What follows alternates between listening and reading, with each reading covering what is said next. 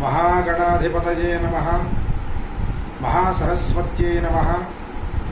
श्रीविष्णुरूपाय नमः शिवाय। वागर्धाविवसंपृक्तौ वागर्धप्रतिपत्तये जगतः पितरौ वन्दे पार्वती परमेश्वरौ। श्रीक्रोधिनाम संवत्सरमु दक्षिणायनमु हिमवंत ऋतु पौष्यमासము శుక్లపక్షము చవితి భృగువాసరము। ఈరోజు సనాతన పద్ధతిలో జన్మదినోత్సవం జరుపుకుంటున్న 50 మందికి, ఈరోజు సనాతన పద్ధతిలో వివాహ వార్షికోత్సవం జరుపుకుంటున్న 50 మందికి వేదమాత యొక్క ఆశీస్సులు, అనేక శుభాభివందనలు, ఆశీర్వచనం।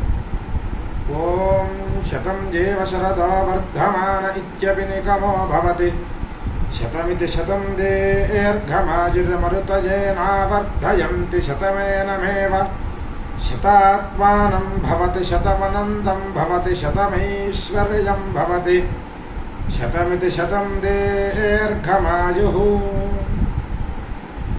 आयुर्दा अग्ने हविषो जुषाणो घृतप्रतीको घृतयो निरेधि, घृतं पीत्वा मधुचारुगव्यं पितेव पुत्रमभिरक्षताधिमम्।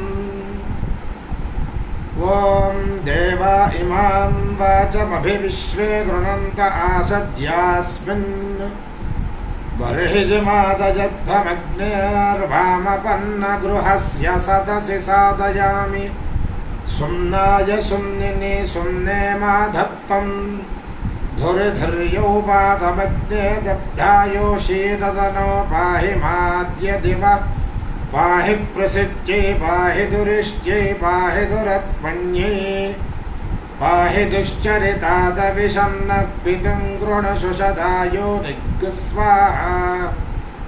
देवा गातुमिदो गातुं वित्त्वा गातुमितमनसस्पतः, यमुन्नो देवदेवेषु यज्ञग्स्वाहा वाचि स्वाहा वाते धाः। अथैतं विष्णवे चरुं निर्मपति, यज्ञो वै विष्णुः यज्ञ एवां ददः प्रतितिष्ठति, स्वोत्र जुहोति विष्णवे स्वाहा यज्ञाय स्वाहा, प्रतिष्ठायै स्वाहेति। शतमानं भवति शतायुः पुरुषः शतेन्द्रिय, आयुष्येवेन्द्रिये प्रतितिष्ठति। श्रियः कान्ताय कल्याणनिधये निधयेऽर्थिनाम्, श्रीवेङ्कटनिवासाय श्रीनिवासाय मङ्गलम्।